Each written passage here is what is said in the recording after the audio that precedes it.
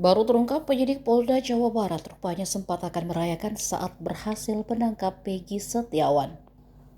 Namun acara makan-makan itu justru berantakan saat kalah debat dengan Peggy.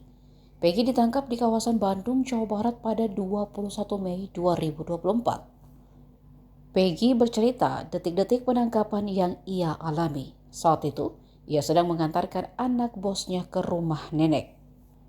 Ketika sedang mengambil wudhu untuk sholat maghrib, datang polisi langsung menodongkan pistol. Pertama kali, Peggy dibawa ke Polsek Bonjongloa. Saat itu tangannya sudah diborgol, matanya pun ditutup.